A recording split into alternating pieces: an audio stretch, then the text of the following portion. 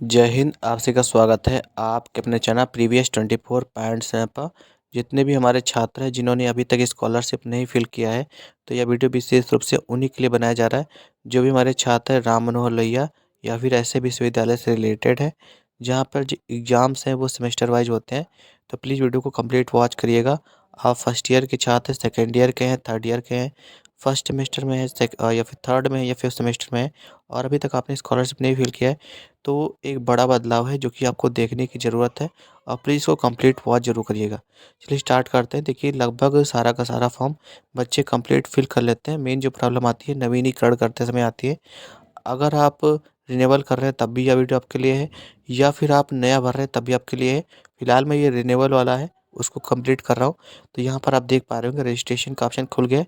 तो यहाँ पर आपको कुछ करने की आवश्यकता नहीं पड़ेगी। सेकंड ऑप्शन मिलेगा शैक्षणिक का।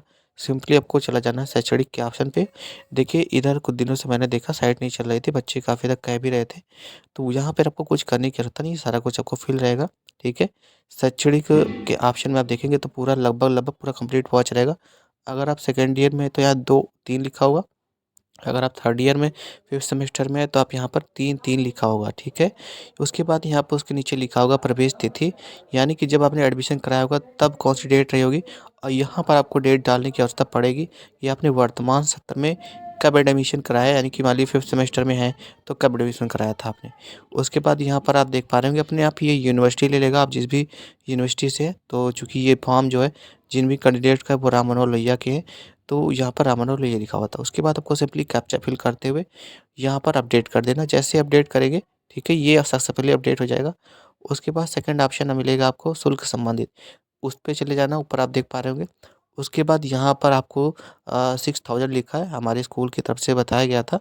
जिन भी कैंडिडेट है उनके स्कूल की ओर से बताया गया था, तो उन्होंने 6000 यहाँ पर उन्होंने डाल दिया है। ठीक है। और उसके बाद आपको जब कैप्चा डाल करके फिल करेंगे तो यहाँ पर सक्सेसफुली अपडेट हो जाएगा। चलिए मैं आपको दिखा भी देता हूँ। तो जिन भी कैंडिडेट को ये जिन्होंने फ़िल किया है उनके स्कूल की तरफ से ये भेजा गया था उनको, और उसमें कंप्लीट लिखा हुआ था कि अगर आप इस सेमेस्टर से रिलेटेड है तो आपको कौन सी फ़ीस यहाँ पर डालनी होगी। तो उसी के हिसाब से उन्होंने वहाँ पे डाली थी। और अगर आपको पता है तो बहुत अच्छी बात है, नहीं पता तो स्कूल से आप जानकर के कर सकते हैं। अब बात करते हैं गत वर्ष। देखिए गत वर्ष को लेकर के ही सारा कन्फ्यूजन क्रिएट हो रहा है और यहीं पर एक बड़ा बदलाव हुआ है, जो कि बच्चे यहीं पर कन्फ्यूज हो जाते हैं। और चूँकि वर्तमान सत्र में आपके जो भी हैं सेमेस्टर वाइज़ हो गया, तो बच्चे इसी को लेकर कन्फ्यूज़ हैं। तो आप अगर पास है तो आपको पास क्लिक कर देना है, अगर आप प्रमोट है तो प्रमोट कर देना है ना? उसके बाद सेकंड में आप देखेंगे तो वार्षिक परीक्षा प्रणाली एंड सेमेस्टर प्रणाली लिख कर के आएगा। तो आपको सिंपली सेमेस्टर प्रणाली इस पे टिक करना। उसके बाद उसके नीचे ऑप्शन देगा यहाँ पर कि आपका कौन-सा है, वार्षिक अंक प्रणाली है या फिर एसजीपीए है। तो आपको दोनों में से कोई चूज़ नहीं करना। बीच में जो लिखा होगा सीजीपीए प्रणाली, सिंपली आपको सीजीपीए यहाँ पर सिलेक्ट कर लेना है।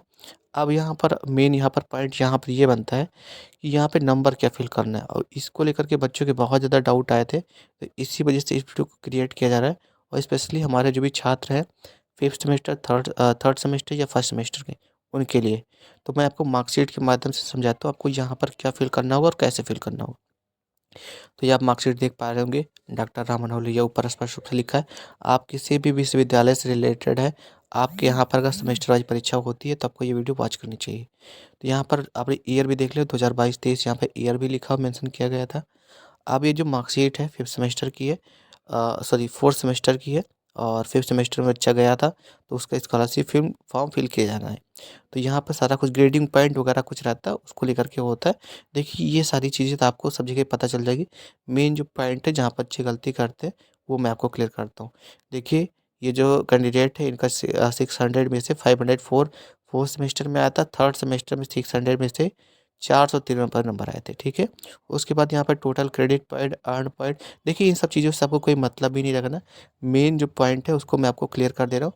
यहाँ पर ही देखिए आपको लिखा हुआ है एसजीपीए एंड सीजीपीए, 2 पॉइंट यहाँ पे मेंशन किए गए, और यही चीज़ें आपके लिए मुद्दे की बात होने वाली है और इसमें से आपको फिल क्या करना है वो बात कर लेते हैं।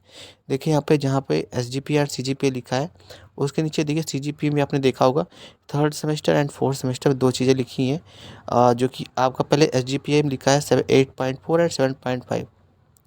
तो आपको समझना होगा third semester and fourth semester का जो सबसे ऊपर लिखा हुआ है 8.4 एंड 7.5, इनको ही मिक्स करके ऊपर जो सीजीपीए लिखा है 7.8, देखिए यहाँ पर जो लिखा हुआ है CGPA, इन दोनों को मिला करके ही बनाया गया होता है। आपको बिल्कुल भी कन्फ्यूजन में नहीं रहना। यहाँ पे जो सबसे ऊपर लिखा होगा CGPA, जैसे यहाँ पे 7.8 लिखा है, तो आपको सिंपली CGPA आपने देखिए CGPA प्रणाली तो पहले ही सिलेक्ट कर लिया है, तो सिंपली आपको CGPA में 7.8 डाल देना है।